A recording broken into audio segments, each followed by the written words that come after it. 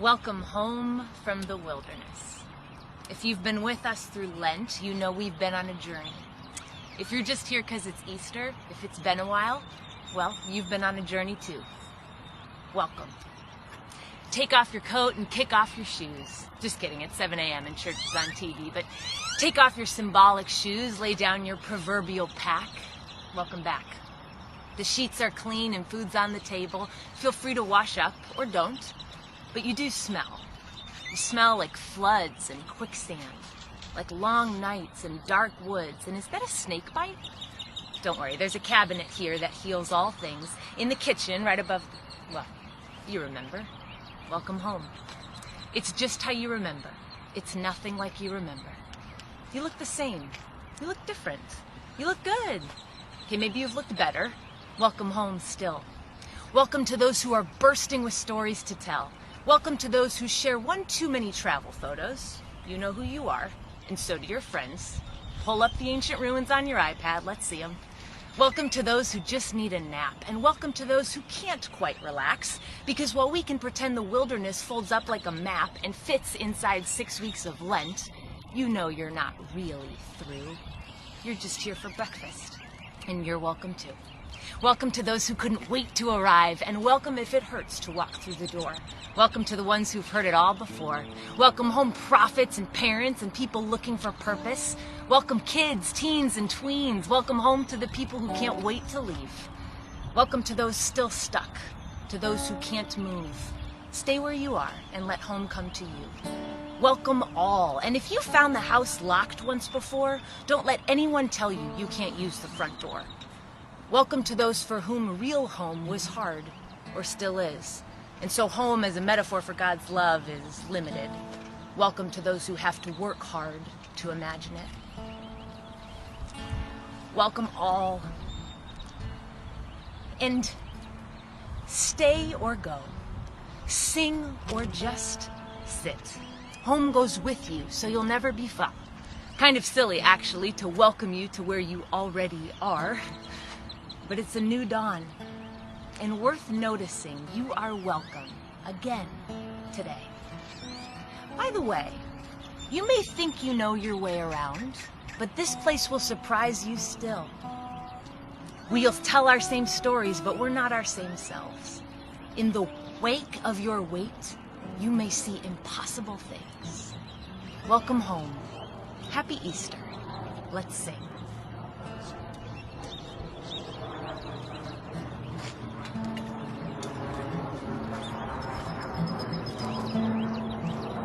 Be thou my vision, O Lord of my heart.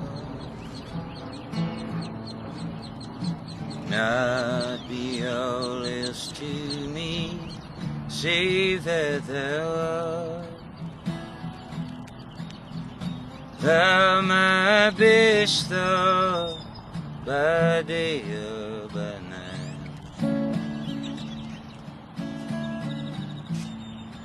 Waking or sleeping, thy presence my life.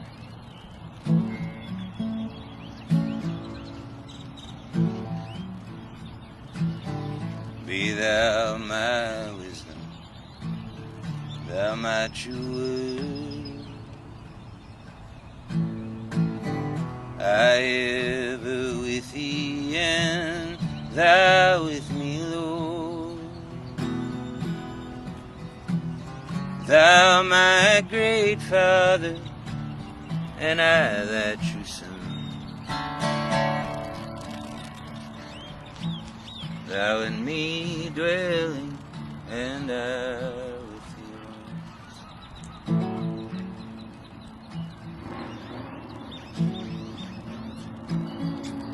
Riches I hate not, no man's empty praise. Thou mine inheritance, now and always. Thou and thou only, first in my heart. Our King of heaven, my treasure thou art.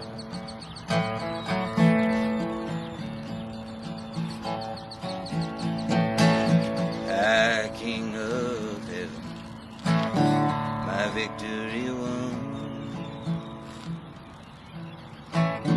May I reach heaven's joy so bright, heaven's sun. Heart of my own heart, whatever befall, still be my vision, oh ruler of all. Heart of my own heart, whatever befall,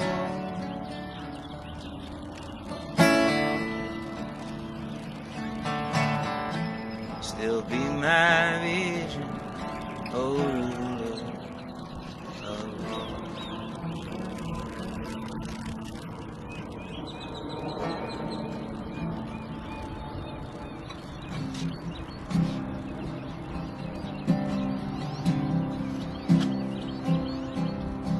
When peace shall like a river attended my way, when sorrows like sea billows roll, whatever my Lord thou hast taught me to say, it is well, it is well with my soul. It is well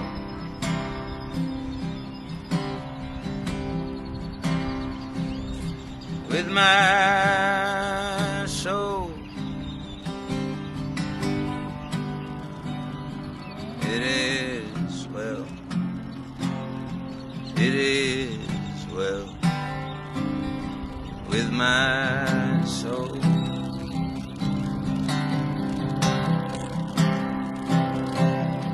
Though Satan should buffet, trials should come, let this blessed assurance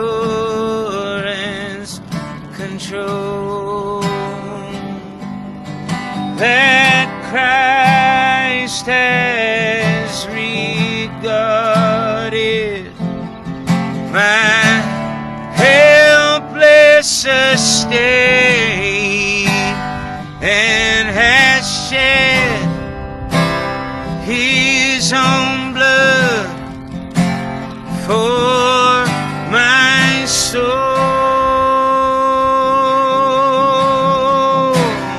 It is well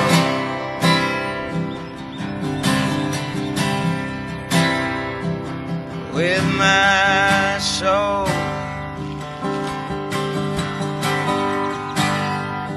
It is well, it is well with my soul.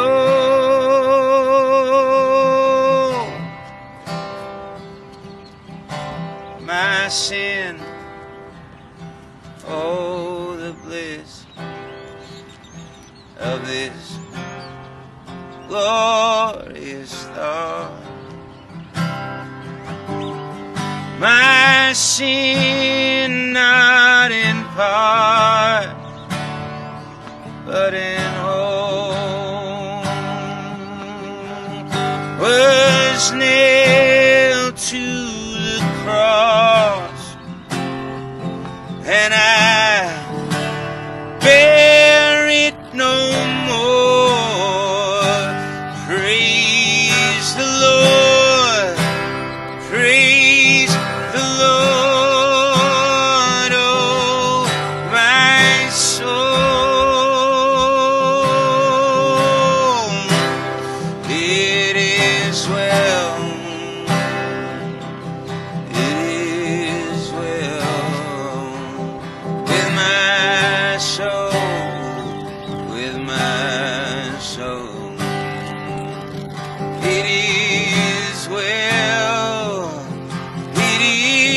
is well with my soul.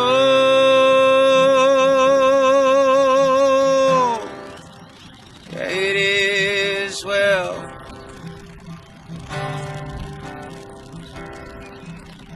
with my soul.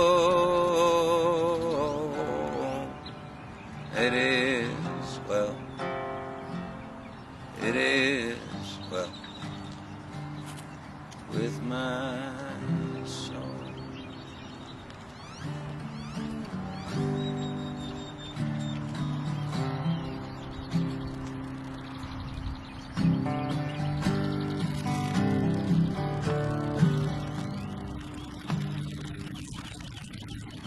How deep the Father's love for us, vast beyond all measure, that He would give His only Son to make a rich His treasure. How great the pain of searing loss! The Father turns His face away, and wounds which mar the chosen one bring many sons to glory.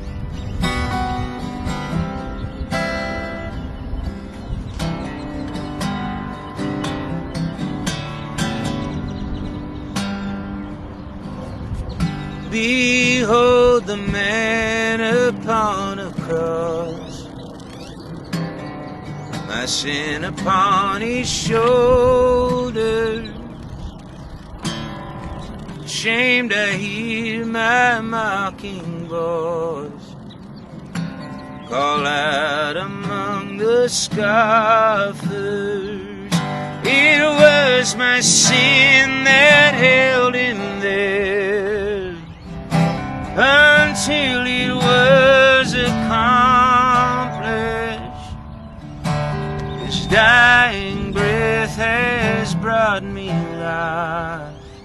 I know that it is finished.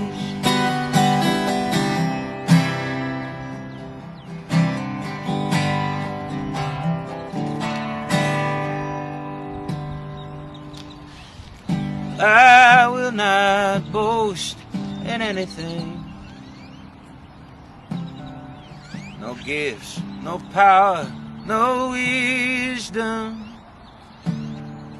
but I will boast in Jesus Christ, His death and resurrection. Why should I gain from His reward? I cannot find an answer. This I know with all my heart: His wounds have paid my ransom.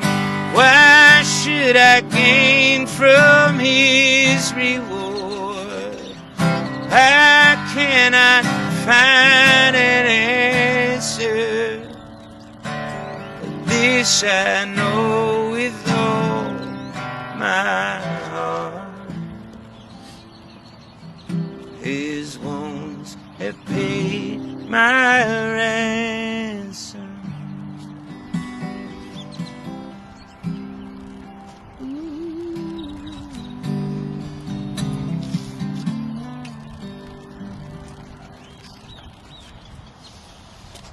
Thank you, David.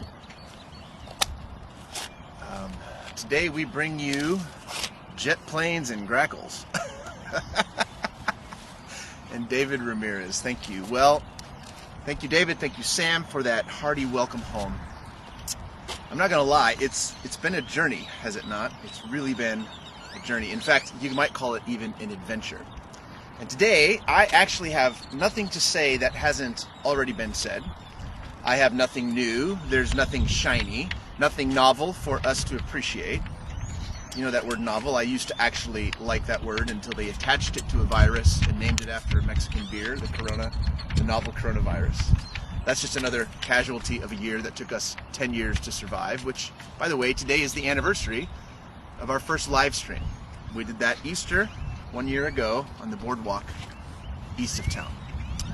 Anyway, welcome to Easter morning. Welcome to the centerpiece of our Christian faith, or I could say to the capstone or the summary simply of our series, which you might just say, welcome home. Although, as Sam said, before David sang those old songs over us that somehow still move us, it feels silly to welcome you to a place you've never not already been. That's how home is, right? That's how love works, right? At least that's how it can work if we let it. I like news, and I like it fresh. I like it hot off the comal, which is the Texican way of saying griddle. I like things that are new. I like breakthroughs. I like new science. I like innovative and new approaches to new challenges. I like new almost as much as I like old. Truth be told, I find as much meaning in seeing old things in a new light for the first time as I do in looking at new things for the first time. And in fact, you might say, as King Solomon said millennia ago, that there really are no new things, only new ways of seeing things, different ways of looking at things through time. I wonder if you found that beautiful T.S. Eliot quote that wrapped around the outside edge of your Lenten map, the one that came in the box that we've been following all these weeks.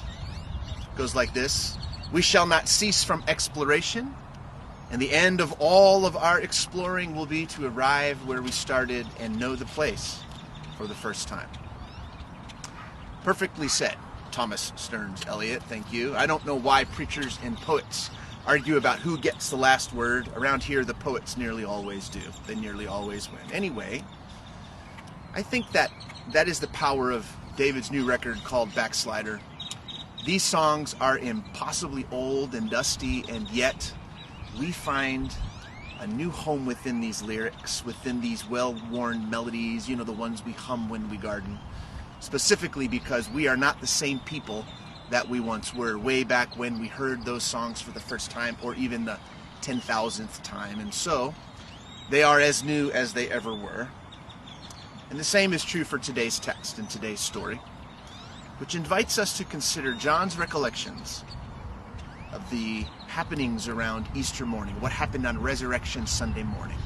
You guys know this story as well as I do. I'll just pull a few verses to refresh our memory as we go, and I'll be reading. So just listen now. I'll be reading from John 20. It's a story that we all know well. It goes like this: "Early on the first day of the week, of course meaning Sunday, while it was still dark, Mary Magdalene came to the tomb and saw that the stone had been removed from the tomb. So she ran and went to Simon Peter and the other disciple, the one who Jesus loved, and said to them, 'They have taken the Lord out of the tomb, and we do not know where they have laid him.' Then Peter and the other disciple set out and went towards the tomb.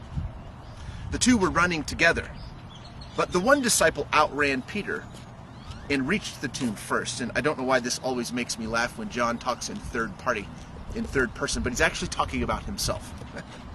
So let me summarize a few verses moving forward. Essentially, each of them, Peter and John, they went in to this, and there was a strange little series of events. Who went first? Who saw what first? None of it really matters. But John says that they saw and that they believed. And then according to verse 10, they just went home. Now, I don't know y'all, but don't tell James McDonald and John Piper, but apparently it would be up to the ladies to get the Easter ball rolling now at this point. Anyway, the next little section in your Bible would be entitled, "Jesus Appears to Mary Magdalene." Or you could title it this way: "Jesus picks someone else because Skinny Pete and John the Lover weren't sure how to get it started, weren't sure what to do next, so they went home to take a nap."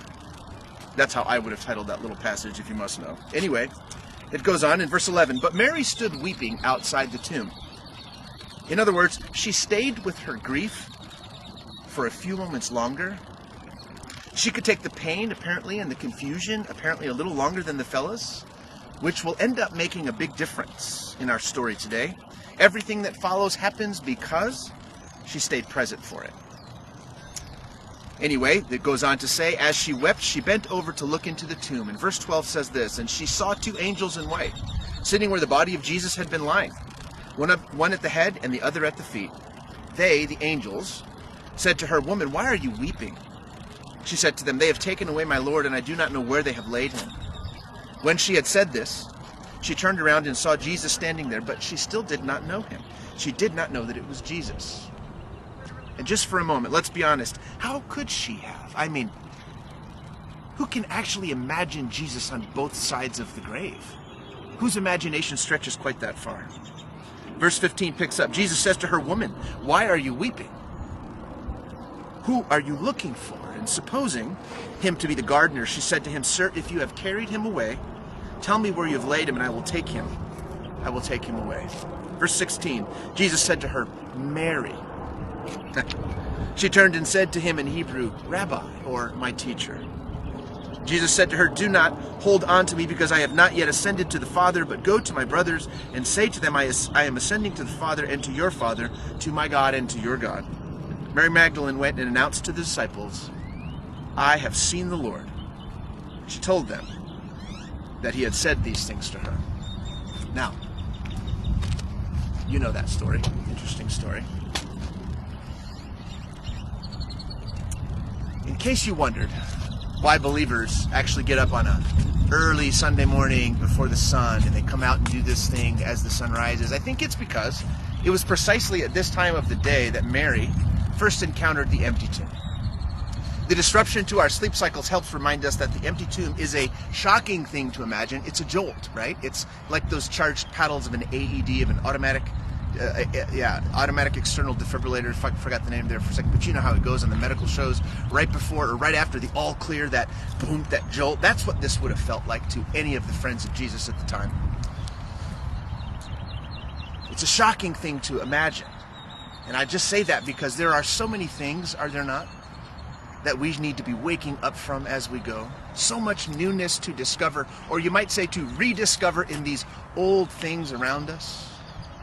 Anyway, our protagonist today is Mary Magdalene. She's the intimate friend, the follower of Jesus, who at first he addresses as woman, which wasn't untrue. She was, after all, a woman, but it also wasn't personal, was it? So, she's not yet awake. Not fully. It's not until Jesus uses her name that she comes to, and he goes from gardener to rabbi. Anyhow, you know how this story goes as well as I do. There's really nothing new here, except perhaps this idea, which struck me this year for the first time. Mary summarizes this experience with these 5 simple words. I have seen the Lord.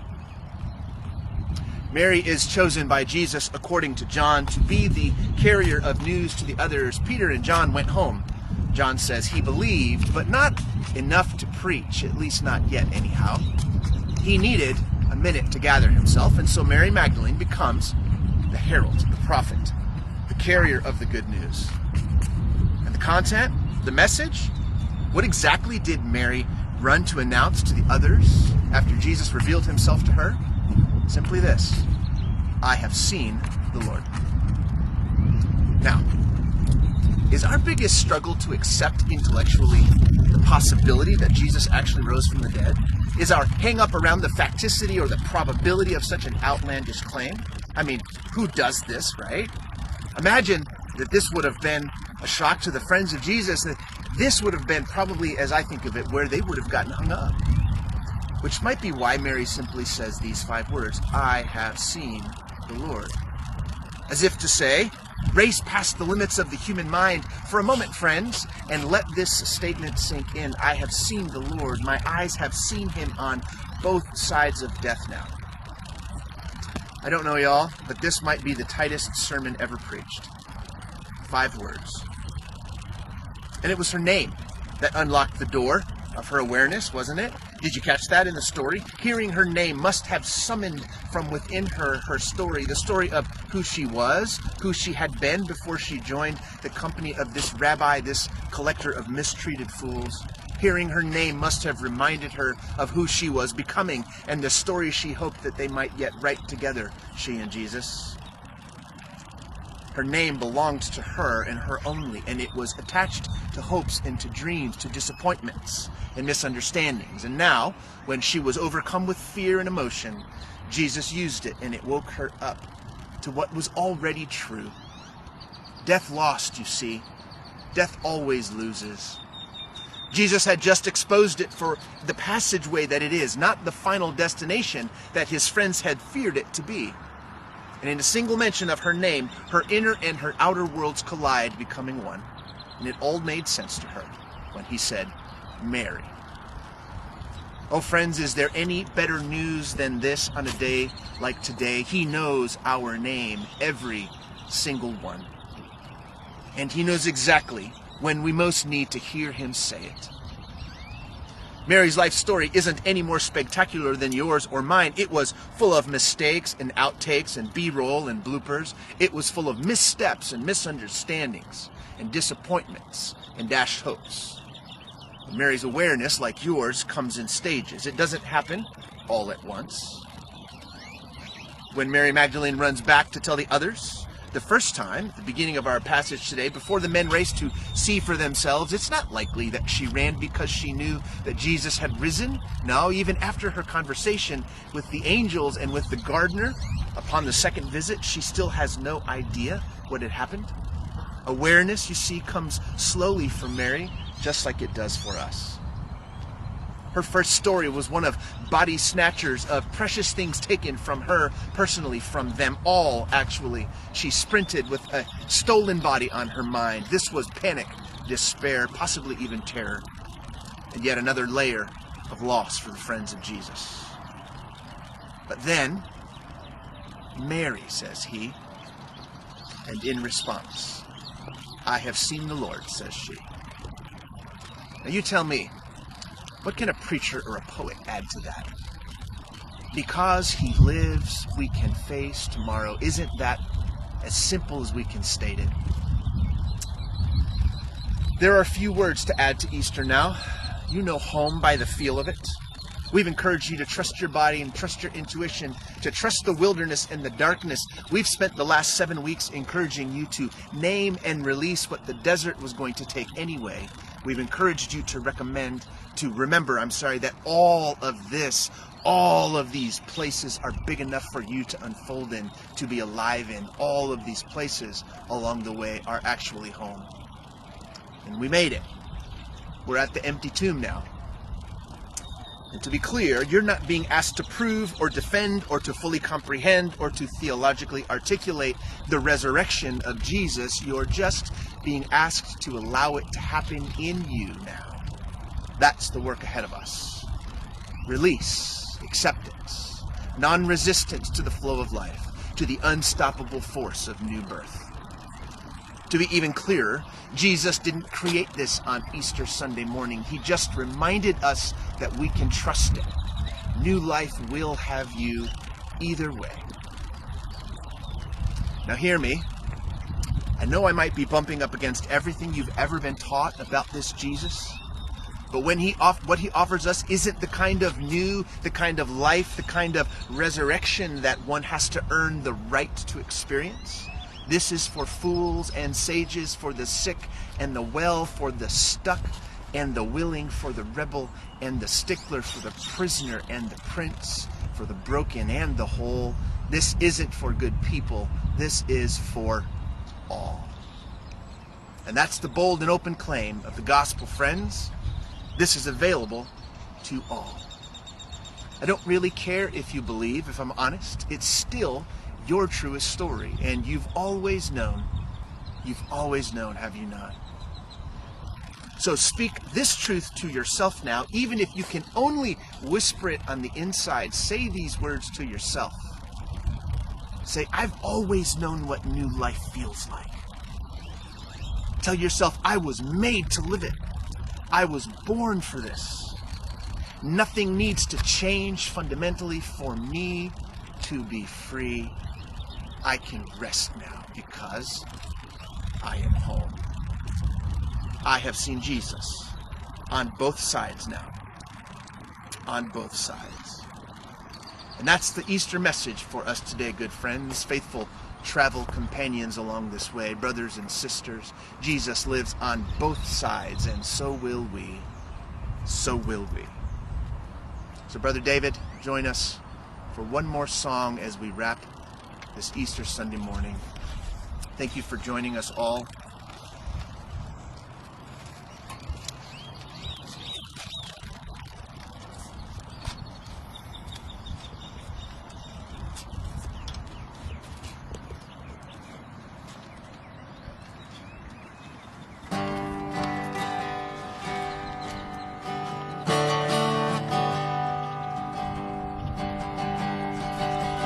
God sent his son. They called him Jesus. He lived and died by my sin. He lived and died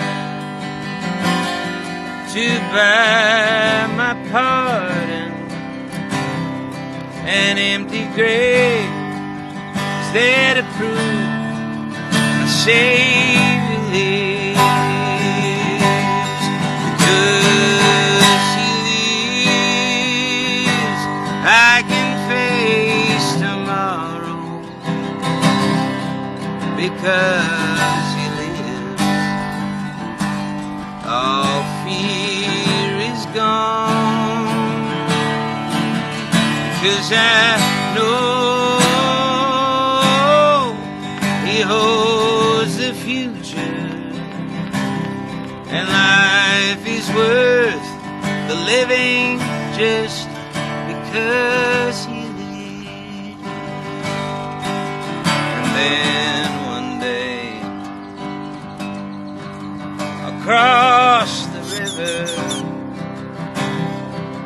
I'll fight life's final war with pain.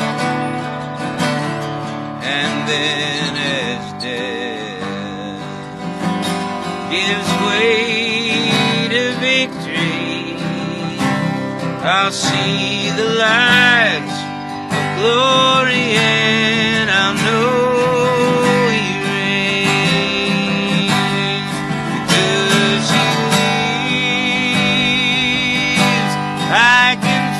tomorrow. Because he lives, all fear is gone. Because I know he holds the future. My life is worth the living just because he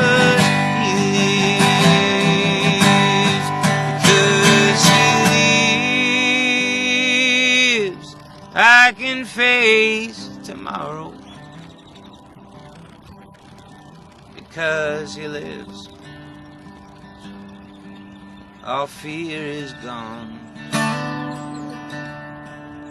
Because I know he holds the future. My life is worth the living just because he lives.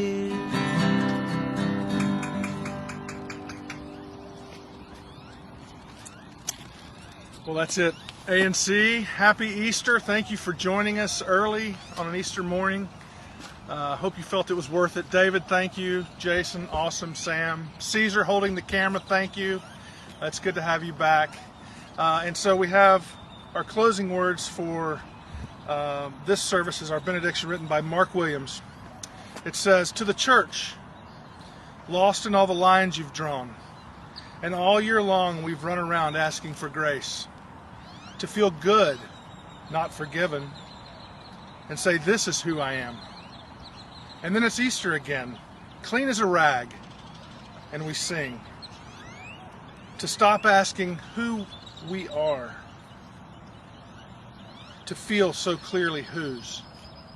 Go now and speak to yourself in the language of grace, not if but when, not some but all.